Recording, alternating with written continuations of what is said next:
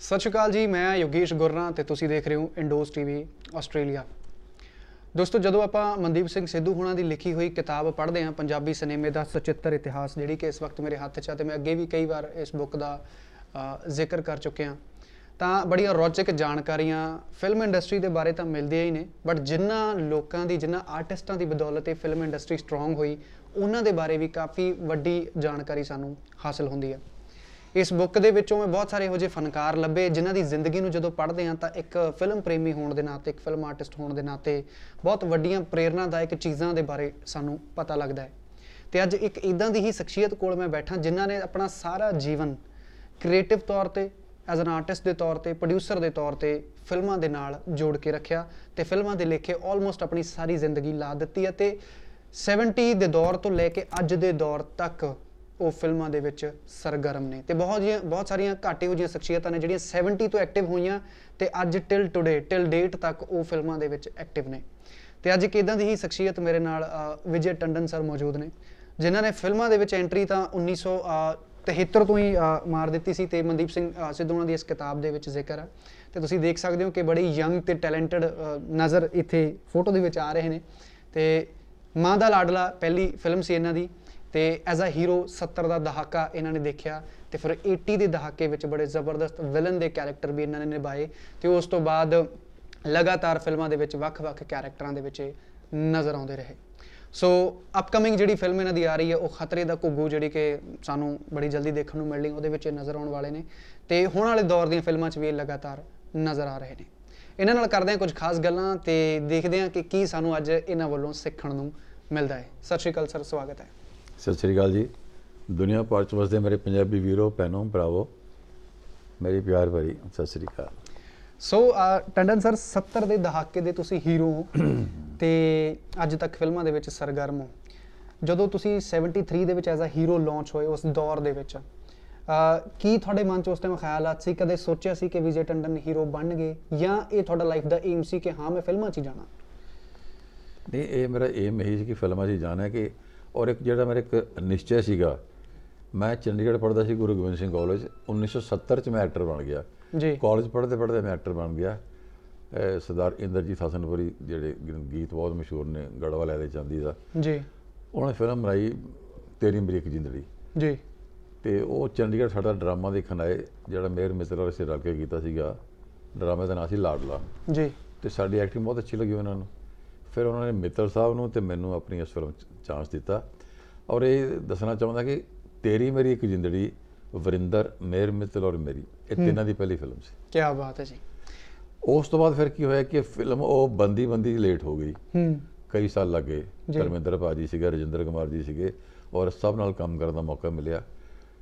ਤੇ ਇਹਦਾ main time ਮੇਰ ਮਿੱਤਲ ਕਹਿਣ ਲੱਗੇ, ਯਾਰ ਆਪਾਂ ਜਿਹੜਾ ਨਾਟਕ ਕੀਤਾ ਲਾਡਲਾ ਬਹੁਤ ਅੱਛਾ ਹੈ, ਲੋਕ ਲਾਈਕ ਕਰਦੇ ਆ ਤੇ ਹੱਸਣਾ ਚਾਹੁੰਦੇ ਲੋਕ, ਤੇ ਆਪਾਂ ਇਹਦੀ ਫਿਲਮ ਕਿਉਂ ਨਾ ਬਣਾ ਦਈਏ ਜੀ। ਫਿਰ ਇੱਕ ਨਵੀਂ ਫਰਮ ਲਾਂਚ ਕੀਤੀ ਕਿ company private limited MM films, Mehar Mittal films. ਉਹ ਬੈਨਰ 'ਚ ਫਿਰ ਅਸੀਂ ਫਿਲਮ ਬਣਾਈ ਮਾਂ ਦਾ ਲਾਡਲਾ, ਜਿਹੜੀ ਕਿ 1973 'ਚ ਰਿਲੀਜ਼ ਹੋਈ ਜੀ। ਕਿਉਂਕਿ ਮੇਹਰ ਮਿੱਤਲ ਸਾਹਿਬ ਤਨੂਜਾ ਦੇ ਬਹੁਤ ਵੱਡੇ ਫੈਨ ਸੀ, ਮੈਂ ਵਿਨੋਦ ਖੰਨਾ ਦਾ ਬਹੁਤ ਵੱਡਾ ਫੈਨ ਸੀ ਜੀ। ਅਸੀਂ ਫਿਰ ਵਿਨੋਦ ਖੰਨਾ ਨੂੰ ਤੇ ਤਨੂਜਾ ਜੀ ਨੂੰ ਰਿਕੁਐਸਟ ਕੀਤੀ ਤਾਂ ਕਿ ਸਾਡੀ ਫਿਲਮ ਦਾ ਕੱਦ ਵੱਡਾ ਵੀ ਹੋ ਜਾਏ, ਕਿਉਂਕਿ ਅਸੀਂ ਨਵੇਂ ਸੀ ਦੋਨੋਂ। ਸਾਡੀ ਹੀਰੋਇਨ ਮੀਨਾ ਰਾਏ ਸੀ, ਮਰਹੂਮ ਮੀਨਾ ਰਾਏ ਹੁਣ ਗੁਜ਼ਰ ਗਏ ਨੇ ਉਹ, ਤੇ ਉਹਨਾਂ ਨੇ ਸਾਡੀ ਫਿਲਮ ਗੈਸਟ ਰੋਲ ਕੀਤਾ ਤੇ 73 'ਚ ਸਾਡੀ ਫਿਲਮ ਰਿਲੀਜ਼ ਹੋਈ। ਕੀ ਬਾਤ ਹੈ। ਇੱਕ ਗੱਲ ਹੋਰ ਟੰਡਨ ਸਾਹਿਬ ਬਾਰੇ ਮੈਂ ਦੱਸੂੰਗਾ ਕਿ ਇਹ ਉਹ ਸ਼ਖਸੀਅਤ ਨੇ ਜਿਹੜੇ ਕਿ ਮਤਲਬ ਆਖਰੀ ਸਾਹ ਤੱਕ ਮੇਲ ਮਿੱਤਰ ਸਾਹਿਬ ਹੋਣਾ ਦੇ ਨਾਲ ਰਹੇ ਤੇ ਆਲਮੋਸਟ 40 ਤੋਂ 50 ਸਾਲ ਇਹਨਾਂ ਨੇ ਇਕੱਠਿਆਂ ਬਿਤਾਏ ਤੇ ਫਿਲਮ ਡੈਬਿਊ ਵੀ ਦੋਨਾਂ ਦਾ ਇਕੱਠਿਆਂ ਦਾ ਸੀ। ਮੇਲ ਮਿੱਤਰ ਬਾਰੇ ਮੈਂ ਸਵਾਲ ਕਰਨਾ ਚਾਹੂੰਗਾ, ਕੀ ਖਾਸ ਸੀ ਉਹਨਾਂ ਦੇ ਵਿੱਚ ਇਹੋ ਜਿਹਾ? ਕਿਉਂਕਿ ਅਸੀਂ ਤਾਂ ਪੜ੍ਹਿਆ, ਅਸੀਂ ਉਹਨਾਂ ਦੀਆਂ ਕੁਝ ਫਿਲਮਾਂ ਦੇਖੀਆਂ ਨੇ, ਪਰ ਇਹ ਤੋਂ ਪਹਿਲਾਂ ਕਿ ਸਾਡੀ ਸਮਝ ਸ਼ਕਤੀ ਉਹਨਾਂ ਬਾਰੇ ਡਿਵੈਲਪ ਹੋ ਗਈ, ਉਹ ਇਸ ਦੁਨੀਆ ਨੂੰ ਅਲਵਿਦਾ ਅੱਗੇ। ਕੀ ਖਾਸ ਲੱਗਦਾ ਸੀ ਤੁਹਾਨੂੰ ਮੇਲ ਮਿੱਤਰ ਸਾਹਿਬ ਦੇ ਵਿੱਚ? ਕਿਉਂਕਿ ਜਿੰਨੀ ਦੀਵਾਨਗੀ ਮੈਂ ਉਹਨਾਂ ਦੇ ਲਈ ਦੇਖੀ ਆ, ਇੰਨੀ ਤਾਂ ਮੈਂ ਕਿਸੇ ਉਸ ਟਾਈਮ ਦੇ ਹੀਰੋ ਲਈ ਵੀ ਨਹੀਂ ਵੇਖੀ। ਲੋਕ ਪਾਗਲ ਹੋ ਜਾਂਦੇ ਸੀ ਮਿੱਤਲ ਸਾਹਿਬ ਦੇ ਲਈ। ਤੁਸੀਂ ਨੇੜੇ ਰਹੇ ਹੋ, ਤੁਹਾਨੂੰ ਕੀ ਖਾਸ ਲੱਗਿਆ ਉਹਨਾਂ 'ਚ? ਪਹਿਲੀ ਤਾਂ ਗੱਲ ਕਿ ਮੈਂ ਇੰਨਾ ਨੇੜੇ ਰਿਹਾ ਕਿ 1966 'ਚ ਜੀ ਹਾਲੇ ਲਾਅ ਕਰ ਰਹੇ ਸੀਗੇ। ਉਸ ਤੋਂ ਬਾਅਦ ਇਹਨੇ ਪ੍ਰੈਕਟਿਸ ਸ਼ੁਰੂ ਕੀਤੀ। ਮੈਂ ਇੱਥੇ ਕਾਲਜ ਪੜ੍ਹਦਾ ਸੀਗਾ ਤੇ 2016 'ਚ ਉਹ ਗੁਜ਼ਰੇ ਹੈ। 66 ਤੋਂ ਲੈ ਕੇ 2016 ਦੇ 50 ਸਾਲ ਪੂਰੇ ਮੈਂ ਉਹਨਾਂ ਦੇ ਨਾਲ ਰਿਹਾ ਜੀ। ਸਟਰਗਲ ਅਸੀਂ ਇਕੱਠੇ ਕੀਤਾ, ਬੰਬੇ ਇਕੱਠੇ ਟ੍ਰੇਨਾਂ 'ਚ ਜਾਂਦੇ ਰਹੇ, ਬਾਥਰੂਮਾਂ ਦੇ ਬਾਹਰ ਬੈਠ ਕੇ ਟ੍ਰੇਨਾਂ 'ਚ ਸਫ਼ਰ ਕੀਤਾ, ਅਨਰਿਜ਼ਰਵ ਡੱਬਿਆਂ 'ਚ। ਤੇ ਬਹੁਤ ਕੁਝ ਸਿੱਖਿਆ ਉਹਨਾਂ ਕੋਲੋਂ। ਤੁਸੀਂ ਗੱਲ ਕਰੇ ਕਿ ਉਹਨਾਂ ਕੋਲ ਕਿਹੜੀ ਖਾਸ ਗੱਲ ਸੀ, ਇੱਕ ਇਹੀ ਖਾਸ ਗੱਲ ਸੀ ਕਿ ਜਿਹੜੇ ਉਹ ਇੰਨੇ ਸਾਲ ਚੱਲੇ। 20 ਸਾਲ ਮੈਨੂੰ ਯਾਦ ਹੈ ਕਿ ਮਿਹਰ ਮਿੱਤਲ ਸਾਹਿਬ ਬਿਨਾਂ ਫਿਲਮ ਨਹੀਂ ਬਣੀ। 20 ਸਾਲ ਬਿਲਕੁਲ। 3 ਫਿਲਮਾਂ ਬਣੀਆਂ ਸੀਗੀਆਂ ਜਿਹੜੀਆਂ ਕਿ ਸੈਂਸਰ ਹੋਣ ਤੋਂ ਬਾਅਦ ਉਹ ਕਹਿੰਦੇ ਜੀ ਮਿਹਰ ਮਿੱਤਲ ਕਿੱਥੇ ਹੈ, ਡਿਸਟ੍ਰੀਬਿਊਟਰ ਕਹਿੰਦੇ ਮਿਹਰ ਮਿੱਤਲ ਕਿੱਥੇ ਹੈ, ਕਿ ਇੱਕ ਐਕਟਰ ਹੈ ਨਹੀਂ ਫਿਲਮ 'ਚ। 3 ਫਿਲਮਾਂ 'ਚ ਬਾਅਦ 'ਚ ਮਿਹਰ ਮਿੱਤਲ ਪਾਇਆ ਗਿਆ, ਫਿਲਮਾਂ ਫਿਰ ਰੀਸੈਂਸਰ ਕਰਾਈਆਂ ਗਈਆਂ, ਫਿਰ ਰਿਲੀਜ਼ ਹੋਈਆਂ ਜੀ। ਖੂਬੀ ਉਹਨਾਂ 'ਚ ਇਹ ਸੀ ਕਿ ਇੱਕ ਤਾਂ ਪੜ੍ਹਿਆ ਲਿਖਿਆ ਇਨਸਾਨ ਸੀ, ਲਾ ਗ੍ਰੈਜੂਏਟ, ਇੰਨਾ ਪੜ੍ਹਿਆ ਲਿਖਿਆ ਐਕਟਰ ਕੋਈ ਨਹੀਂ ਆਇਆ ਪੰਜਾਬੀ ਫਿਲਮਾਂ 'ਚ, ਖਾਸ ਕਰਕੇ ਕਾਮੇਡੀਅਨ। ਦੁਨੀਆ ਦੇਖੀ ਸੀ ਉਹਨਾਂ ਨੇ, ਗਰੀਬੀ ਦੇਖੀ ਸੀ ਦੱਬ ਕੇ ਬਚਪਨ ਤੋਂ ਲੈ ਕੇ, ਹਰ ਲਾਈਫ ਦੇਖੀ ਸੀ ਉਹਨਾਂ ਨੇ, ਸਟਰਗਲ ਉਹਨਾਂ ਨੇ ਦੇਖਿਆ ਸੀਗਾ। ਉਹ ਕਹਿੰਦੇ ਸੀ ਮੈਂ ਕਰੈਕਟਰ ਜਿਹੜੇ ਹੈ ਬੱਸਾਂ 'ਚ ਇੱਧਰ ਉੱਧਰ ਮੈਂ ਓਬਜ਼ਰਵ ਕਰਦਾ ਰਹਿਣਾ। ਨੰਬਰ 2 ਐਜੂਕੇਸ਼ਨ ਦੇ ਨਾਲ ਨਾਲ ਇੱਕ ਪਰਸਨੈਲਿਟੀ ਸੀ, ਕੱਦ ਕਾਠ ਸੀਗਾ। ਨੰਬਰ 3 ਮਾਲਵੇ ਦੀ ਬੋਲੀ ਸੀ। ਕੀ ਬਾਤ ਹੈ। ਉਹ ਮਾਲਵੇ ਦੀ ਬੋਲੀ 'ਚ ਇੰਨਾ ਉਹਨਾਂ ਦਾ ਸੀਗਾ ਕਿ ਕਈ ਵਾਰੀ ਮੈਂ ਕਹਿਣਾ ਯਾਰ, ਕਹਿੰਦੇ ਯਾਰ ਇਹ ਪੰਜਾਬ 'ਚ ਬੋਲੀ ਹਰ 50 ਕਿਲੋਮੀਟਰ ਬਾਅਦ 40 ਕਿਲੋਮੀਟਰ ਬਾਅਦ ਬਦਲ ਜਾਂਦੀ ਹੈ। ਹੁਣ ਆਪਾਂ ਕਹਿੰਦੇ ਦਰਵਾਜ਼ਾ ਬੰਦ ਕਰ ਦੇ ਜੀ, ਕੋਈ ਕਹਿੰਦਾ ਬੂਹਾ ਢੋ ਦੇ, ਮਿੱਤਲ ਸਾਹਿਬ ਕਹਿੰਦੇ ਬਾਹਰ ਲਾ ਦੇ। ਕੀ ਬਾਤ ਹੈ। ਸੋ ਮਾਲਵੇ ਦੀ ਲੈਂਗੁਏਜ ਉਹਨਾਂ ਨੂੰ ਬਹੁਤ ਅਪਲਿਫਟ ਕੀਤਾ। ਔਰ ਅਗਲੀ ਗੱਲ ਕਿ ਜੇ ਉਹ ਚਪੜਾਸੀ ਬਣਿਆ ਤਾਂ ਉਹਨੇ ਚਪੜਾਸੀ ਲੱਗਣਾ, ਤੁਹਾਨੂੰ ਲੱਗਦਾ ਨਹੀਂ ਸੀ ਕਿ ਬੰਦੇ BLLB ਹੈ, ਇਹ ਇਨਕਮ ਟੈਕਸ ਦਾ ਵਕੀਲ ਹੈ ਨਾ। ਉਹੀ ਰਾਲਾ ਵਗਣੀਆਂ, ਮੂੰਹ 'ਚ ਥੋਕਾਂ ਸਿੱਟਣੀਆਂ। ਜੇ ਅਫਸਰ ਬਣਾਇਆ ਤਾਂ ਅਫਸਰ ਹੈ, ਜੋ ਬਣਿਆ ਉਹੀ ਹੈ, ਮਾਰ ਖਾਣੀ ਮਾਰ ਖਾਣੀ ਹੈ। ਸੋ ਰਿਐਲਿਟੀ ਦੇ ਬਹੁਤ ਨੇੜੇ ਸੀ ਉਹ ਮਿੱਤਲ ਸਾਹਿਬ। ਤੇ ਉਹਨਾਂ ਕੋਲ ਮੈਂ ਜਿਹੜੀ ਚੀਜ਼ ਮੈਂ ਕਹਿੰਦਾ ਕਿ ਜੋ ਉਹਨਾਂ ਕੋਲ ਸੀ ਉਹ ਮੇਰੇ ਕੋਲ ਵੀ ਉਹੀ ਸੀ। ਮੇਰੇ ਕੋਲ ਆਪਣੀ ਨਹੀਂ ਸੀ, ਮੈਂ ਉਹਨਾਂ ਕੋਲੋਂ ਲਈ। ਉਹ ਹੈ ਨਮਰਤਾ ਜੀ, ਹੰਬਲਨੈਸ। ਕੀ ਬਾਤ ਹੈ। ਮਿੱਤਲ ਸਾਹਿਬ ਨੇ ਜ਼ਿੰਦਗੀ 'ਚ ਕਦੇ ਕਿਸੇ ਪ੍ਰੋਡਿਊਸਰ ਨੇ ਨਹੀਂ ਸੀ ਕਿਹਾ ਕਿ ਮੈਂ ਕਿਹੜੀ ਹੋਟਲ 'ਚ ਠਹਿਰਨਾ, ਕੀ ਬਾਤ, ਮੈਂ ਰਹਿਣਾ ਕਿੱਥੇ ਹੈ, ਮੇਰੀ ਗੱਡੀ ਕਿੱਥੇ ਨਾ।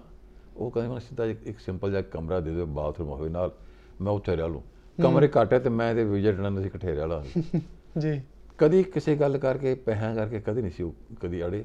ਹਾਂ, ਬਾਕੀ ਗਰੁੱਪਿਜ਼ਮ ਥੋੜਾ ਬਹੁਤ ਚੱਲਦਾ, ਆਪਾਂ ਦੇਖਦੇ ਹਾਂ ਕਿ ਜਿਸ ਤਰ੍ਹਾਂ ਮੈਂ ਅੱਜ ਮੰਨਦਾ ਇਸ ਗੱਲ ਨੂੰ, ਮੇਰੇ ਸਾਹਮਣੇ ਦੀਆਂ ਗੱਲਾਂ ਕਿ ਵਰਿੰਦਰ ਤੇ ਮਿਹਰ ਮਿੱਤਲ ਦਾ ਅਲੱਗ-ਅਲੱਗ ਗਰੁੱਪ ਸੀ ਜੀ।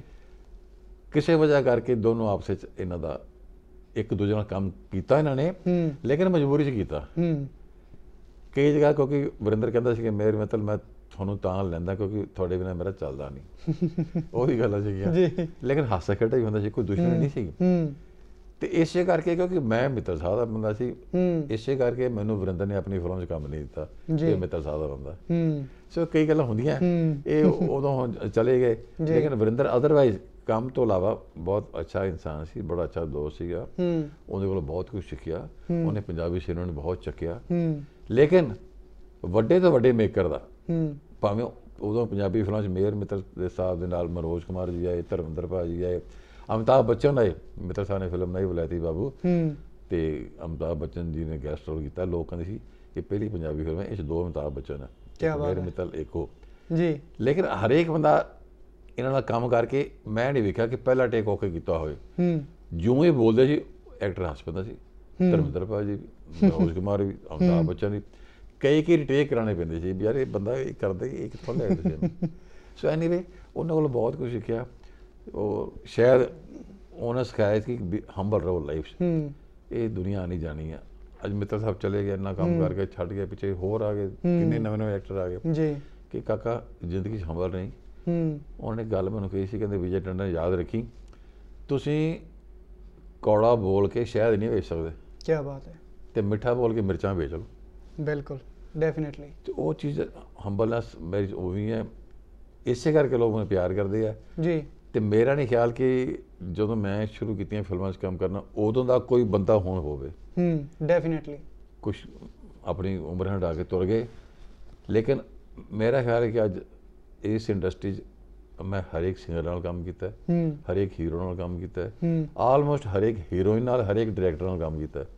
ਤੇ ਮੈਨੂੰ ਲੱਗਦਾ ਨਹੀਂ ਕਿ ਮੇਰੇ ਤੋਂ ਪੁਰਾਣਾ ਬੰਦਾ ਕੋਈ ਹੈ। ਇਹੀ ਮੇਰਾ ਸਵਾਲ ਅਗਲਾ ਵੀ, ਬਹੁਤ ਸਾਰੇ ਐਕਟਰ ਨੂੰ ਮੈਂ ਇੰਟਰਵਿਊ ਕੀਤਾ, ਮਿਲਿਆ, ਜੇ ਐਕਟਰ ਉਹ ਅੱਜ ਐਕਟਿਵ ਵੀ ਨੇ ਤਾਂ ਕਿਸੇ ਦੇ 10 ਸਾਲ ਦੇ ਬਾਅਦ ਗੈਪ ਤੋਂ ਬਾਅਦ ਕੋਈ 20 ਸਾਲ ਦੇ ਗੈਪ ਤੋਂ ਬਾਅਦ ਐਕਟਿਵ ਆ, ਪਰ ਤੁਹਾਡੀਆਂ ਕੰਸਿਸਟੈਂਟਲੀ ਫਿਲਮਾਂ ਆਉਂਦੀਆਂ ਰਹੀਆਂ ਨੇ, ਕੰਟੈਸਟੈਂਟ ਤੁਸੀਂ ਅੱਜ ਵੀ ਕੰਮ ਕਰ ਰਹੇ ਹੋ। ਈਵਨ ਅਜੇ 2020 ਚੜ੍ਹਨਾ ਹੈ ਪਰ ਤੁਹਾਡੀ ਫਿਲਮ 2020 ਦੇ ਵਿੱਚ ਵੀ ਰਿਲੀਜ਼ ਲਈ ਤਿਆਰ ਆ। ਇਹਦਾ ਰੀਜ਼ਨ ਕੀ ਆ, ਕਾਰਨ ਕੀ ਹੈ ਕਿ ਵਿਜੇ ਟੰਡਨ 'ਚ ਕੀ ਖਾਸ ਸੀ ਕਿ ਤੁਹਾਡੀ ਜਿਹੜੀ ਕੰਟੀਨਿਊਟੀ ਦੀ ਉਹ ਬਰਕਰਾਰ ਰਹੀ? ਦੇਖੋ, ਮੈਂ ਮੰਨਦਾ ਇਸ ਗੱਲ ਨੂੰ ਕਿ ਮੈਂ ਐਕਟਰ ਬਹੁਤਾ ਵੱਡਾ ਨਹੀਂ ਜੀ। ਮੈਂ ਸਮਝਦਾ ਕਿ ਮੇਰੇ ਤੋਂ ਵੱਡੇ ਵੱਡੇ ਐਕਟਰ ਬੈਠੇ ਆ। ਲੇਕਿਨ ਮੈਂ ਲਿੰਕ ਲਿਖਦਾ ਹਰੇਕ ਬੰਦੇ ਨਾਲ, ਹਰੇਕ ਬੰਦੇ ਨਾਲ ਟੱਚ ਰਿਹਾ, ਹਰੇਕ ਬੰਦੇ ਮੈਨੂੰ ਮੇਰੀ ਰਿਸਪੈਕਟ ਕਰਦਾ, ਹਰੇਕ ਬੰਦੇ ਨੂੰ ਮੈਂ ਪਿਆਰ ਕਰਦਾ। ਔਰ ਮੈਂ ਕਹਿੰਦਾ ਜਿਹੜੀ ਮੇਰੀ ਇਨਿੰਗ ਹੈ ਪਤਾ ਨਹੀਂ ਕਿੰਨੀ ਚੱਲਣੀ ਔਰ ਤੇ ਐਕਟਰ ਦਾ ਇਹੀ ਚਾਹੁੰਦਾ ਹੁੰਦਾ ਕਿ ਮੈਂ ਗੈਟਅਪ 'ਚ ਮੇਕਅਪ 'ਚ ਮੇਰੀ ਮੈਂ ਮਰਾਂ, ਲੇਕਿਨ ਜਿੰਨੀ ਵੀ ਹੈ ਮੈਂ ਇਹ ਚਾਹਨਾ ਜਦ ਤੱਕ ਲੋਕ ਇੱਜ਼ਤ ਕਰਦੇ ਆ ਪਿਆਰ ਕਰਦੇ ਆ ਕੰਮ ਕਰੀ ਜਾਊਂਗਾ, ਜਦ ਇੱਜ਼ਤ ਕਰਨੀ ਹਟ ਜਾਣਗੇ ਮੈਂ ਕੰਮ ਛੱਡ ਦੂੰ। ਪਰ ਮੈਨੂੰ ਇਸ ਗੱਲ ਦੀ ਖੁਸ਼ੀ ਹੈ ਕਿ ਜਿਹੜੀ ਸ਼ੂਟਿੰਗ ਤੇ ਮੈਂ ਬੈਠਦਾ ਉੱਥੇ ਭਾਵੇਂ ਬੱਚੀਆਂ ਧੀਆਂ ਭੈਣਾਂ ਜਿਹੜੀਆਂ ਸਾਡੀਆਂ ਕੋ ਆਰਟਿਸਟ ਹੈ ਇੰਨਾ ਪਿਆਰ ਕਰਦੀਆਂ ਮੈਨੂੰ, ਭਾਵੇਂ ਨੀਰਵ ਰਿਸ਼ੀ ਜੀਆਂ, ਰੁਪਿੰਦਰ ਰੂਪੀ ਜੀਆਂ, ਅਨੀਤਾ ਦੇਵਗਨ ਜੀਆਂ, ਈਵਨ ਫੀਮੇਲ ਕਰੈਕਟਰਸ ਦੇ ਲਵ ਮੀ ਸੋ ਮਚ ਕਿ ਮੈਂ ਜਿਵੇਂ ਉਹਨਾਂ ਦੇ ਟੱਬਰ ਦਾ ਇੱਕ ਬੰਦਾ। ਬਸ ਇਹ ਪਿਆਰ ਰਿਸਪੈਕਟ ਹੈ, ਕੰਮ ਮਿਲ ਹੀ ਜਾਂਦਾ ਬਸ। ਅੱਛਾ 70 ਦੇ ਦਹਾਕੇ ਦਾ ਹੀਰੋ 80 ਦੇ ਦਹਾਕੇ 'ਚ ਵਿਲਨ ਦੇ ਕੈਰੈਕਟਰ ਤੁਸੀਂ ਕਾਫੀ ਕਰਨੇ ਸ਼ੁਰੂ ਕੀਤੇ, ਉਹਦਾ ਬਦਲਾਅ ਕਿਵੇਂ ਆਇਆ? ਹੀਰੋ ਆਖਰ ਵਿਲਨ 'ਚ ਕਿਵੇਂ ਇੰਟਰਸਟਡ ਹੋ ਗਿਆ? ਐਕਚੁਅਲੀ ਕਿ ਤੁਹਾਡੇ ਅੰਦਰ ਇੱਕ ਅਰਜ ਹੁੰਦੀ ਹੈ, ਮੈਂ ਸਟੇਜ ਤੇ ਮੈਂ ਵਿਲਨ ਕਰਦਾ ਸੀ ਬਹੁਤ ਰੋਲ, ਤੇ ਇੱਕ ਸਾਡੇ ਪੰਜਾਬ ਨਾਟਕ ਸੰਘ ਹੁੰਦਾ ਸੀ, ਉੱਥੇ ਮੈਨੂੰ ਬੈਸਟ ਵਿਲਨ ਦਾ ਅਵਾਰਡ ਵੀ ਦਿੱਤਾ ਸੀ ਉਹਨਾਂ ਨੇ। ਤੇ ਵੌਇਸ ਕਰਕੇ ਅਸੀਂ ਥੀਏਟਰ ਤੋਂ ਗਏ, ਥੀਏਟਰ ਦਾ ਐਕਟਰ ਲਾਊਡ ਹੋ ਜਾਂਦਾ, ਸਿਨੇਮਾ ਦਾ ਐਕਟਰ ਲਾਊਡ ਨਹੀਂ ਹੁੰਦਾ, ਸਾਨੂੰ ਕੰਟਰੋਲ ਕਰਨਾ ਪੈਂਦਾ। ਤੇ ਜਦੋਂ ਮਾਂ ਦਾ ਲਾਡਾ ਲੱਗੀ, ਕੋਈ ਕਦੋਂ ਵਿੱਚੋਂ ਫਿਲਮਾਂ ਨਰਮ ਚਲੀਆਂ ਗਈਆਂ, ਇੱਕ ਸ਼ੁਰੂ ਹੋਈ ਸਤਿਗੁਰੂ ਨਾਨਕ ਬਖਸ਼ਣ ਨਾਰ ਕੋ ਰੁਕ ਗਈਆਂ, ਫਿਰ ਮੈਨੂੰ ਲੱਗਿਆ ਯਾਰ ਐਨ ਹੋਵੇਗੀ ਤੇ ਮੈਂ ਜਿਹੜਾ ਹੀਰੋ ਦੀ ਲਾਈਨ 'ਚ ਆਇਆ, ਮੇਰੀ ਲਾਈਨ ਹੈ, ਮੇਰਾ ਹੁੰਦਾ ਬੰਦੇ ਕੋਲ ਤਾਜ ਦਾ ਯੱਕੇ ਦਾ ਹੁੰਦਾ, ਹੁਕਮ ਦਾ ਯੱਕਾ ਹੁੰਦਾ, ਹੁਕਮ ਦਾ ਪੱਤਾ ਜਾਂ ਰੰਗ ਦਾ ਪੱਤਾ ਕਹਿ ਲਓ, ਕਿ ਮੇਰੇ ਕੋਲ ਮੈਂ ਵਿਲਨ ਅੱਛਾ ਕਰ ਸਕਦਾ। ਫਿਰ ਮੈਂ ਵਿਲਨ ਦੇ ਰੋਲ ਕਰਨੇ ਸ਼ੁਰੂ ਕਰਤੇ। ਯਮਲਾ ਜੱਟ 'ਚ ਮੈਂ ਹੈਲਨ ਜੀ ਨਾਲ ਵਿਲਨ ਆਇਆ, ਮਿੱਤਰ ਪੈਰਨ, ਬੂਟਾ ਸਿੰਘ ਸ਼ਾਹ ਨੇ ਮੈਨੂੰ ਲਿਆ, ਬਹੁਤ ਅੱਛਾ ਰੋਲ ਦਿੱਤਾ ਮਿੱਤਰ ਪੈਰਨ ਵਿੱਚ। ਫਿਰ ਹਿੰਦੀ ਫਿਲਮ ਵਾਸਤੇ ਲੈ ਕੇ ਜੋਗੀ ਔਰ ਜਵਾਨੀ, ਤੇ ਫਿਰ ਜੱਟੀ ਪਹਿਲੀ ਫਿਲਮ ਮੇਰ ਮਿੱਤਰ ਸਾਹਿਬ ਦੀ ਅੱਜ ਹੀਰੋ ਵਿਲਨ ਮੈਂ ਜੀ, ਉਹ ਰੀਮੇਕ ਸੀਗਾ ਭੰਗੜਾ ਫਿਲਮ ਦਾ, ਮੇਰ ਮਿੱਤਰ ਸਾਹਿਬ ਤੇ ਮੈਂ। ਫਿਰ ਕਈ ਫਿਰ ਵਿਲਨ ਕਰਦਾ ਰਿਹਾ, ਲੇਕਿਨ ਉਹਦੇ ਬਾਵਜੂਦ ਵੀ ਮੈਂ ਵਿੱਚ ਹੀਰੋ ਵੀ ਆਉਂਦਾ ਰਿਹਾ ਜੀ। ਇੱਕ ਫਿਲਮ ਮੇਰੇ ਦੋਸਤਾਂ ਨੇ ਬਣਾਈ ਸੀ ਕਰਤਾਰ ਸਿੰਘ ਸਰਾਭਾ ਜੀ, ਉਹ ਫਿਲਮ ਦਾ ਨਾਮ ਸੀ ਸਰਦਾਰ ਆਜ਼ਮ, ਤੇ ਉਹ 'ਚ ਮੈਂ ਕਰਤਾਰ ਸਿੰਘ ਸਰਾਭਾ ਦਾ ਰੋਲ ਕੀਤਾ, ਮੈਂ ਰੋਲ ਕੀਤਾ ਫਿਲਮ 'ਚ। ਫਿਲਮ ਬਹੁਤ ਅੱਛੀ ਬਣੀ, ਭਾਵਨਾ ਭੱਟ ਹੀਰੋਇਨ ਸੀ, ਵਿਦਿਆ ਸਿਨਹਾ ਸੀ ਮੇਰੀ ਸਿਸਟਰ ਦਾ ਰੋਲ ਕੀਤਾ ਉਹਨੇ, ਹੰਸਰਾਜ ਬੈਲ ਦਾ ਮਿਊਜ਼ਿਕ, ਔਰ ਮੁਹੰਮਦ ਰਫੀ ਸਾਹਿਬ ਨੇ ਉਹ 'ਚ ਗਾਣੇ ਗਾਏ ਕਮਾਲ। ਖੈਰ ਉਹਨਾਂ ਦੇ ਵੈਸੇ ਕੋਈ ਸ਼ਾਨ ਨਹੀਂ ਸੀ ਰਫੀ ਸਾਹਿਬ ਦਾ। ਜਦ ਉਹਨੂੰ ਦੱਸਿਆ ਵੀ ਆ ਕਰਤਾਰ ਸਿੰਘ ਸਰਾਭਾ ਦੀ ਲਾਈਫ 'ਤੇ ਫਿਲਮ ਆ, ਉਹ ਸੀਨ ਸੁਣਾਇਆ, ਉਹਨਾਂ ਦੇ ਰੋਂਗਟੇ ਖੜੇ ਹੋ ਗਏ ਉਹਨਾਂ ਦੇ, ਕਹਿੰਦੇ ਇਹ ਯਾਰ ਇਹ ਕੀ ਚੀਜ਼ ਹੈ। ਤਾਂ ਉਹ ਇੰਨਾ ਅੱਛਾ ਉਹਨਾਂ ਨੇ ਗਾਇਆ, ਰਫੀ ਸਾਹਿਬ ਨੇ ਗੀਤ ਗਾਏ, ਤੇ ਉਹ ਫਿਲਮ ਕੀਤੀ। ਫਿਰ ਮਤਲਬ ਐਜ਼ ਹੀਰੋ ਵੀ ਮੈਂ ਚੱਲਦਾ ਰਿਹਾ, ਲੇਕਿਨ ਬਾਅਦ ਫਿਰ ਆਪਣੀ ਫਿਲਮ ਲਈ ਕਚਹਿਰੀ ਮੈਂ ਪ੍ਰੋਡਿਊਸ ਕੀਤੀ, ਮੈਂ ਹੀ ਲਿਖੀ ਜੀ। ਉਹ 'ਚ ਗੁਰਦਾਸ ਮਾਨ ਸਾਹਿਬ ਸੀ, ਯੋਗਰਾਜ ਸਿੰਘ ਜੀ, ਔਰ ਰਮਾ ਵਿੱਚ ਭਗਵੰਤ ਮਾਨ ਦੀ ਪਹਿਲੀ ਫਿਲਮ ਸੀ। ਕੀ ਬਾਤ ਹੈ। ਕਿ ਕਚਹਿਰੀ ਜੀ, ਤੇ ਉਹ 'ਚ ਮੈਂ ਅਮਰੀਸ਼ ਪੁਰੀ ਜੀ ਨੂੰ ਕਿਹਾ, ਮੇਰੇ ਰਿਸ਼ਤੇਦਾਰ ਸੀਗੇ, ਕਿ ਮੇਰੇ ਇਹ 'ਚ ਵਿਲਨ ਦਾ ਰੋਲ ਤੁਸੀਂ ਕਰੋ। ਪੁਰੀ ਸਾਹਿਬ ਕਹਿੰਦੇ ਵੀ ਮੈਂ ਗੱਲ ਹੈ ਵੀ ਜੇ ਮੈਂ ਲਵਾਂਗਾ ਇੰਨੇ ਲੱਖ ਰੁਪਈਆ ਜੀ, ਮੈਂ ਕਿਹਾ ਦਿੱਤਾ। ਕੀ ਬਾਤ। ਫਿਰ ਉਹ ਆਏ, ਕਹਿੰਦੇ ਯਾਰ ਰੋਲ ਬੜਾ ਵਧੀਆ ਹੈ, ਮੈਨੂੰ ਲੋਕ ਜਾਣਦੇ ਮੈਂ ਵਿਲਨ ਆ ਵੀ ਅਮਰੀਸ਼ ਪੁਰੀ ਹੈ, ਇਹ ਤੂੰ ਕਰਦਾ ਵਧੀਆ ਐਕਟਰ, ਤੂੰ ਰੋਲ ਕਿਉਂ ਨਹੀਂ ਕਰਦਾ। ਫਿਰ ਯੋਗਰਾਜ ਸਿੰਘ ਨੇ ਫਟਾਫਟ ਮੇਕਅਪ ਮੈਨ ਬੁਲਾਇਆ ਅਮਰੀਸ਼ ਪੁਰੀ ਦੇ ਸਾਹਮਣੇ, ਬੰਬੇ ਗੋਰੇਗਾਂਵ ਸਟੂਡੀਓਜ਼ ਫਿਲਮਿਸਤਾਨ 'ਚ ਮੇਰਾ ਮੇਕਅਪ ਕੀਤਾ, ਕੰਠਾ ਵੰਡਾ ਪਿਆ, ਤੇ ਉਹ ਮੈਨੂੰ ਲੱਗਿਆ ਯਾਰ ਮੈਂ ਹੀ ਵਿਲਨ ਆ ਜੀ। ਉਹ ਫਿਰ ਰੋਲ ਮੈਂ ਆਪ ਕੀਤਾ, ਤੇ ਉਹਦਾ ਸਭ ਤੋਂ ਪਹਿਲਾਂ ਟ੍ਰਾਇਲ ਦੇਖਣ ਅਮਰੀਸ਼ ਪੁਰੀ ਆਪ ਆਏ ਇਸ ਫਿਲਮ ਦੇਖਣ, ਅਮਰੀਸ਼ ਪੁਰੀ ਸਾਹਿਬ, ਦਾਰਾ ਜੀ ਔਰ ਰਣਧੀਰ ਕਪੂਰ। ਔਰ ਫਿਲਮ ਖਤਮ ਹੋਈ, ਉਹਨਾਂ ਨੇ ਖੜੇ ਹੋ ਕੇ 2 ਮਿੰਟ ਤਾੜੀਆਂ ਮਾਰਦੇ ਰਹੇ, ਕਹਿੰਦੇ ਯਾਰ ਤੂੰ ਬਹੁਤ ਵਧੀਆ ਕੀਤਾ। ਫਿਰ ਇਸ ਤਰ੍ਹਾਂ ਕੀ ਫਿਰ ਹੋ ਗਿਆ ਕਿ ਯਾਰ ਹੁਣ ਇਹ ਰੋਲ ਲੋਕਾਂ ਨੇ ਮੈਨੂੰ ਐਕਸੈਪਟ ਕਰ ਲਿਆ। ਪਰ ਹੀਰੋ ਕਈ ਹੋਰ ਆ ਗਏ ਜੀ, ਮੇਰੇ ਵਕਤ ਦੇ ਹੀਰੋ ਸੀ ਧੀਰਜ ਕੁਮਾਰ, ਸਤੀਸ਼ ਕੌਲ, ਕਿਰਨ ਕੁਮਾਰ, ਔਰ ਹੋਰ ਜਿਹਨਾਂ ਨੇ 1-2 ਫਿਲਮਾਂ 'ਚ ਰਮੇਸ਼ ਸ਼ਰਮਾ ਸੀ, ਫਿਲਮਾਂ 'ਚ ਆਈ ਗਏ, ਵਿਨੋਦ ਮਹਿਰਾ ਨੇ ਇੱਕ ਫਿਲਮ ਕੀਤੀ ਸੀ, ਲੋਕਾਂ ਨੂੰ ਪਤਾ ਹੀ ਨਹੀਂ, ਪੰਜਾਬੀ ਫਿਲਮ। ਫਿਰ ਕਾਮੇਡੀਅਨਸ ਹੀਰੋ ਆਉਣ ਲੱਗ ਪਏ, ਜਿਵੇਂ ਗੋਪਾਲ ਸੈਗਰ ਸਾਹਿਬ ਨੇ ਫਿਲਮਾਂ ਕੀਤੀਆਂ, ਮਿੱਤਰ ਸਾਹਿਬ ਨੇ ਫਿਲਮਾਂ ਕੀਤੀਆਂ ਜੀ, ਤੇ ਉਹ ਫਿਰ ਦੌਰ ਚੱਲਦਾ ਰਿਹਾ। ਔਰ ਫਿਰ ਕਰਦੇ ਕਰਦੇ ਇੱਕ ਸਟੇਜ ਆ ਗਈ, ਪ੍ਰੋਡਿਊਸਰ ਬਣ ਗਏ, ਕਚਹਿਰੀ ਫਿਲਮ ਬਣਾਤੀ, ਫਿਰ ਮੋਟਾਪਾ ਆ ਗਿਆ, ਹੁਣ ਰੋਲ ਉਹ ਜਿਹੇ ਮਿਲਦੇ ਜਿਹੜਾ ਸਰੀਰ ਹੋ ਗਿਆ ਜੀ। ਬਿਲਕੁਲ। ਅੱਛਾ ਪ੍ਰੋਡਿਊਸਰ ਬਣਨ ਦਾ ਖਿਆਲ ਤੁਹਾਡੇ ਮਨ 'ਚ ਕਿਉਂ ਆਇਆ? ਬਿਕੋਜ਼ ਐਕਟਰ ਡਰਦਾ ਬਹੁਤ ਹੁੰਦਾ, ਜਿਹੜੇ ਕਮਾਏ ਨੂੰ ਲੱਗਦਾ ਵੀ ਮੈਂ ਪ੍ਰੋਡਿਊਸਰ ਬਣ ਕੇ ਕਿਤੇ ਉਧਰ ਨਾ ਚੱਲ ਜਾ। ਇਹ ਕਿਵੇਂ ਖਿਆਲ ਆਇਆ ਤੁਹਾਡੇ? ਤੁਹਾਨੂੰ ਕਚਹਿਰੀ 'ਚ ਇਹੋ ਜਿਹਾ ਕੀ ਖਾਸ ਲੱਗਿਆ? ਮੈਂ ਫਿਲਮ ਦੇਖੀ ਆ, ਤੁਹਾਨੂੰ ਕੀ ਜੱਜ ਗਿਆ ਸਟੋਰੀ ਦੇ ਵਿੱਚ ਕਿ ਤੁਸੀਂ ਪ੍ਰੋਡਿਊਸਰ ਬਣਨ ਦਾ ਫੈਸਲਾ ਲੈ ਲਿਆ? ਮੈਂ ਇੱਕ ਕਿਤਾਬ ਪੜ੍ਹੀ, ਉਹ 'ਚ ਨਾ ਇੱਕ ਜੱਲਾਦ ਦੀ ਕਹਾਣੀ ਸੀ, ਉਹਨੇ ਲਿਖੀ ਸੀ ਕਿਤਾਬ, ਹੈਂਗਮੈਨ ਨੇ। ਉਹਨੇ ਲਿਖਿਆ ਸੀ ਮੈਂ ਜ਼ਿੰਦਗੀ 'ਚ 800 ਤੋਂ ਉੱਪਰ ਫਾਂਸੀਆਂ ਲਾਈਆਂ ਲੋਕਾਂ ਨੂੰ। ਓਕੇ। 800 ਤੋਂ ਉੱਪਰ ਫਾਂਸੀਆਂ ਲਾਈਆਂ ਉਹ ਬੰਦੇ ਨੇ। ਉਹ ਮੈਨੂੰ ਬੜਾ ਚੰਗਾ ਲੱਗਿਆ, ਮੈਂ ਇਹ ਫਿਲਮ ਦਾ ਕੈਰੈਕਟਰ ਬਣ ਸਕਦਾ ਜੀ। ਫਿਰ ਯੋਗਰਾਜ ਮੇਰਾ ਅੱਛਾ ਦੋਸਤ ਸੀ, ਯੋਗਰਾਜ ਸਿੰਘ, ਬਹੁਤ ਅੱਜ ਵੀ ਬੜਾ ਪਿਆਰ ਹੈ ਉਸ ਨਾਲ। ਫਿਰ ਮੈਂ ਉਹਨੂੰ ਸੁਣਾਇਆ, ਮੈਂ ਕਿਹਾ ਯੋਗਰਾਜ ਫਿਲਮ ਹੈ ਤੇ ਤੂੰ ਸ਼ੂਟ ਕਰਦਾ ਇਸ ਰੋਲ ਵਾਸਤੇ। ਫਿਰ ਯੋਗਰਾਜ ਨੂੰ ਉਸ ਰੋਲ ਵਾਸਤੇ ਲਿਆ, ਫਿਰ ਗੁਰਦਾਸ ਮਾਨ ਸਾਹਿਬ ਤੇ ਫਿਰ ਭਗਵੰਤ ਮਾਨ ਨਾਲ ਨੇ ਅਪਰੋਚ ਕੀਤਾ, ਇਹ ਉਹਨਾਂ ਉਹ ਕੈਸਟਾਂ ਆਉਂਦੀਆਂ ਸੀ ਉਹਨਾਂ ਦੀਆਂ, ਫਿਰ ਉਹਨਾਂ ਨੂੰ ਲਿਆ। ਰਮਾ ਵਿਜੇ ਨੇ ਬਹੁਤ ਅੱਛਾ ਕੰਮ ਕੀਤਾ ਫਿਲਮ 'ਚ। ਮੇਰਾ ਡਾਇਰੈਕਟਰ ਬਹੁਤ ਵੱਡਾ ਸੀ, ਰਵਿੰਦਰ ਪੀਪਟ, ਉਹ ਰਾਜਪੁਰ ਦੇ ਸਿਸਟਰ ਸੀਗੀ ਉਹ ਜੀ ਪਹਿਲਾਂ। ਬਿਲਕੁਲ।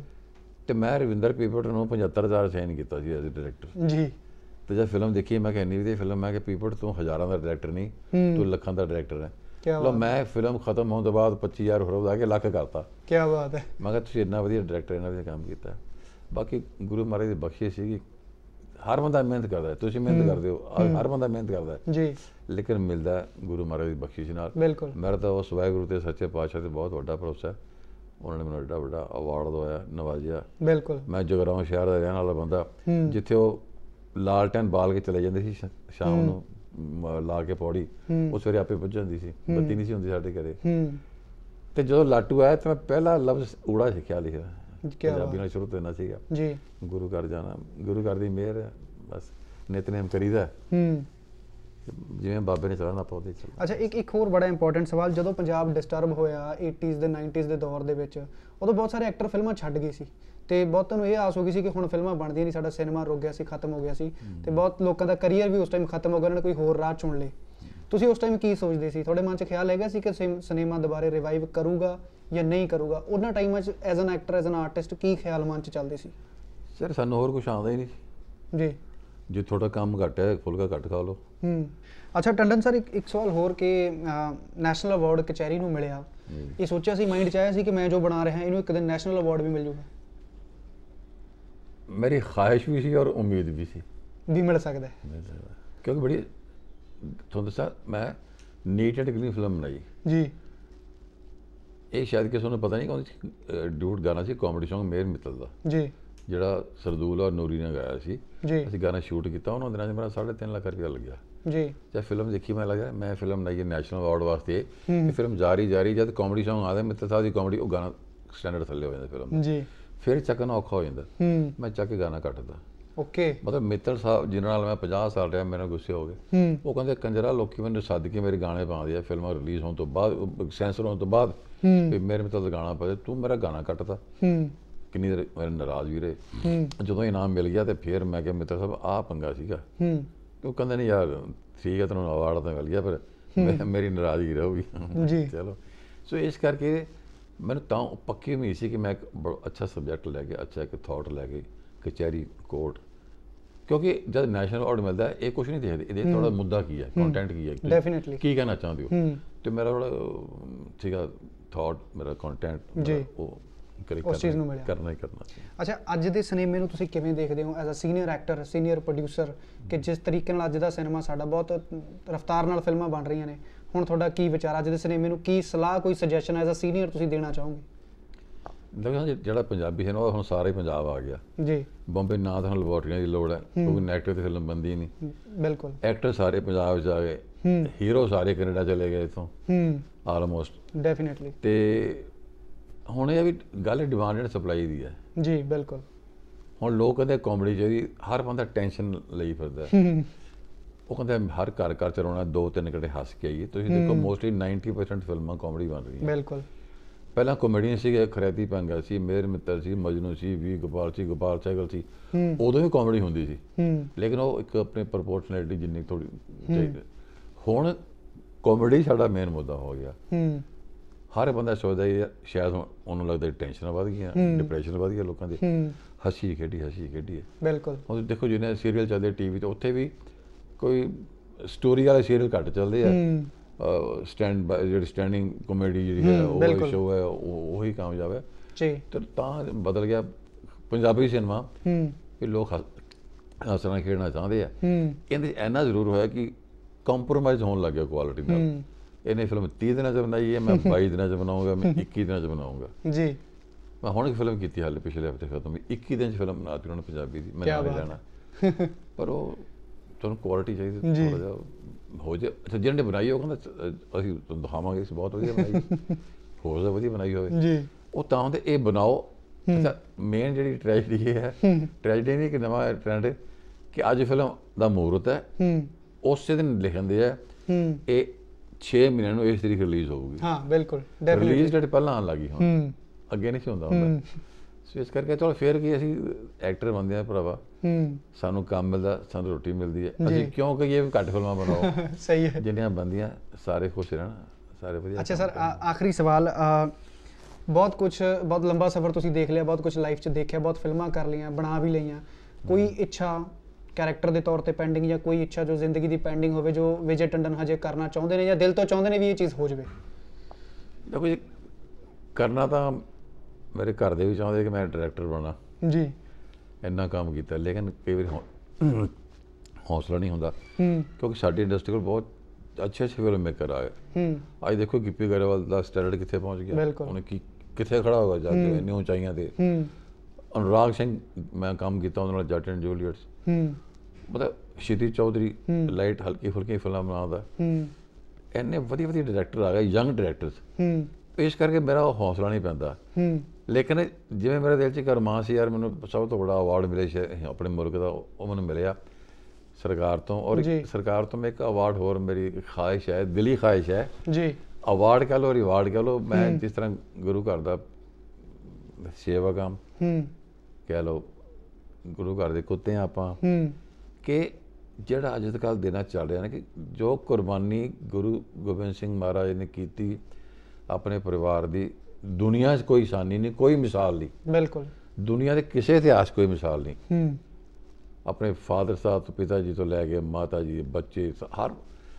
ਤੇ ਇੱਕ ਅੱਜ ਕੱਲ੍ਹ ਮੈਂ ਪੜ੍ਹਦਾ ਅਖਬਾਰਾਂ 'ਚ, TV ਦੀ ਦੇਖ ਰਿਹਾ ਸੀਗਾ ਕਿ ਲੋਕ ਮੈਜੋਰਟੀ ਚਾਹੁੰਦੀ ਹੈ ਕਿ ਜਿਹੜੇ ਸਾਹਿਬਜ਼ਾਦੇ ਚਾਰੇ ਸ਼ਹੀਦ ਹੋਏ ਜੀ, ਚਮਕੌਰ ਸਾਹਿਬ, ਫਤਿਹਗੜ੍ਹ ਸਾਹਿਬ, ਇਹਨਾਂ ਦੀ ਸ਼ਹੀਦੀ ਜਿਹੜੀ ਹੈ ਉਹਨੂੰ ਹਿੰਦੁਸਤਾਨ 'ਚ, ਨਾਟ ਇਨ ਪੰਜਾਬ ਮੁੱਲੀ, ਹਿੰਦੁਸਤਾਨ 'ਚ ਇਹਨੂੰ ਐਜ਼ ਏ ਚਿਲਡਰਨ ਡੇ ਮਨਾਇਆ ਜਾਏ। ਕੀ ਬਾਤ ਹੈ, ਇੱਕ ਛੁੱਟੀ ਕੀਤੀ ਜਾਏ ਉਸ ਦਿਨ ਨੂੰ, ਔਰ ਇਸ ਨੂੰ ਦੁਨੀਆ ਨੂੰ ਮਿਸਾਲ ਰੱਖੋ ਵੀ ਜਿਹੜੇ ਨਿੱਕੇ ਨਿੱਕੇ ਸਾਹਿਬਜ਼ਾਦੇ ਬੱਚੇ, ਸਾਡੇ ਸ਼ਹੀਦ ਬਹੁਤ ਛੋਟੇ ਹੋਏ, ਸਰਾਭਾ ਬਹੁਤ ਛੋਟੀ ਉਮਰ 'ਚ ਗਿਆ, ਭਗਤ ਸਿੰਘ ਜੀ, ਕਿੰਨੇ ਜਿਨ੍ਹਾਂ ਅੱਗੇ ਸਾਡਾ ਸਿਰ ਝੁਕਦਾ, ਲੇਕਿਨ ਇਹ ਜਿਹੜੇ ਬੱਚਿਆਂ ਨੇ ਕੁਰਬਾਨੀਆਂ ਕੀਤੀਆਂ, ਸ਼ਹੀਦੀਆਂ ਕੀਤੀਆਂ, ਮੈਂ ਇਹਨਾਂ ਅੱਗੇ ਮੇਰਾ ਸਿਰ ਝੁਕਦਾ।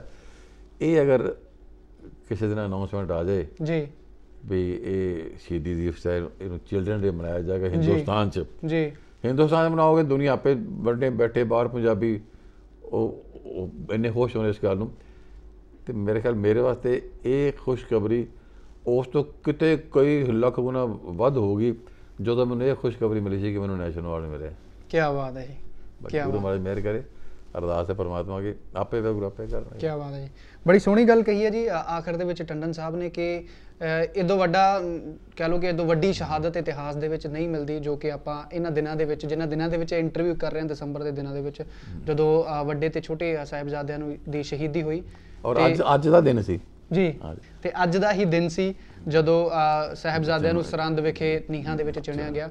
ਸੋ ਮੈਨੂੰ ਲੱਗਦਾ ਵਾਕਈ ਬੜੀ ਸੋਹਣੀ ਗਈ, ਇਹ ਮੇਰੇ ਵੀ ਕਦੇ ਥਾਟ 'ਚ ਜਾਂ ਮੈਂ ਕਿਸੇ ਹੋਰ ਬੁੱਧੀਜੀਵੀ ਕੋਲੋਂ ਕਦੇ ਇਹ ਗੱਲ ਨਹੀਂ ਸੁਣੀ ਕਿ ਅੱਜ ਦਾ ਹੀ ਦਿਨ ਕਿਉਂ ਨਾ ਡਿਸਾਈਡ ਕੀਤਾ ਜਾਵੇ ਚਿਲਡਰਨ ਡੇ ਦੇ ਲਈ, ਬਿਕੋਜ਼ ਜੋ ਉਹ ਬੱਚਿਆਂ ਨੇ ਕਰ ਦਿਖਾਇਆ 7 ਤੇ 9 ਸਾਲ ਦੀ ਉਮਰ ਦੇ ਵਿੱਚ, ਉਹ ਮੈਨੂੰ ਨਹੀਂ ਲੱਗਦਾ ਕਿ ਵਰਲਡ ਦੇ ਵਿੱਚ ਕੋਈ ਇਹੋ ਜਿਹੀ ਦੂਜੀ ਐਗਜ਼ਾਮਪਲ ਸਾਨੂੰ ਨਾ ਕਦੇ ਮਿਲੀ ਹੈ ਨਾ ਕਦੇ ਮਿਲਣੀ ਹੈ ਇਸ ਤੋਂ ਇਲਾਵਾ। ਸੋ ਅਸਲੀ ਚਿਲਡਰਨ ਡੇ ਤਾਂ ਇਹ ਅੱਜ ਦੇ ਦਿਨਾਂ ਦੇ ਵਿੱਚ ਡਿਜ਼ਰਵ ਕਰਦਾ। ਤੇ ਨੈਸ਼ਨਲ ਗਵਰਨਮੈਂਟ ਨੂੰ ਮੇਰੀ ਇਹ ਰਿਕੁਐਸਟ ਹੈ ਕਿ ਅਗਰ ਸਰਕਾਰਾਂ ਨੂੰ ਵੀ ਸਾਡੀਆਂ ਪੰਜਾਬ ਦੀਆਂ ਨੂੰ, ਕਿਉਂਕਿ ਸਾਡਾ ਪਹਿਲਾ ਫਰਜ਼ ਹੈ ਕਿ ਅਸੀਂ ਇਨਸਿਸਟ ਕਰੀਏ ਉਹਨਾਂ ਨੂੰ ਜਾ ਕੇ, ਤਾਂ ਕਿ ਇਹਨਾਂ ਦਿਨਾਂ ਦੇ ਵਿੱਚੋਂ ਕੋਈ ਇੱਕ ਦਿਨ ਜਿਹੜਾ ਕਿ ਉਹ ਨੈਸ਼ਨਲ ਹੌਲੀਡੇ ਦੇ ਰੂਪ ਦੇ ਵਿੱਚ ਬਣ ਕੇ ਸਾਡੇ ਸਾਹਮਣੇ ਆਵੇ। ਸੋ ਟੰਡਨ ਸਰ, ਸਾਨੂੰ ਸਮਾਂ ਦਿੱਤਾ, ਬਹੁਤ ਬਹੁਤ ਸ਼ੁਕਰੀਆ ਜੀ। ਸੋ ਇਹੋ ਜਿਹੀਆਂ ਲੈਜੈਂਡਰੀ ਸ਼ਖਸੀਅਤਾਂ ਅਸੀਂ ਤੁਹਾਡੇ ਰੂਬਰੂ ਕਰਦੇ ਰਹਾਂਗੇ ਜੀ, ਤੇ ਸ਼ੁਕਰ ਕਰਦੇ ਹਾਂ ਇਸ ਬੁੱਕ ਦਾ ਜਿਨ੍ਹਾਂ ਦੀ ਬਦੌਲਤ ਇਹੋ ਜਿਹੀਆਂ ਸ਼ਖਸੀਅਤਾਂ ਸਾਨੂੰ ਮਿਲਦੀਆਂ ਨੇ। ਤੇ ਮਨਦੀਪ ਸਿੰਘ ਸਿੱਧੂ ਹੋਣਾ ਦਾ, ਜਿਨ੍ਹਾਂ ਨੇ ਬੜੀ ਖੂਬਸੂਰਤ ਬੁੱਕ ਲਿਖੀ ਹੈ ਜੀ, ਪੰਜਾਬੀ ਸਿਨੇਮੇ ਦਾ ਸਚਿੱਤਰ ਇਤਿਹਾਸ। ਤੇ ਤੁਸੀਂ ਵੀ ਇਸ ਬੁੱਕ ਨੂੰ ਪੜ੍ਹ ਸਕਦੇ ਹੋ, ਮਨਦੀਪ ਸਿੰਘ ਸਿੱਧੂ ਹੋਣਾ ਕੋਲੋਂ ਲੈ ਸਕਦੇ ਹੋ ਜੀ, ਉਹਨਾਂ ਦਾ ਨੰਬਰ ਅਸੀਂ ਨੀਚੇ ਤੁਹਾਨੂੰ ਦੇ ਦੇਵਾਂਗੇ, ਤੁਸੀਂ ਕਾਲ ਕਰਕੇ ਬੁੱਕ ਲੈ ਸਕਦੇ ਹੋ।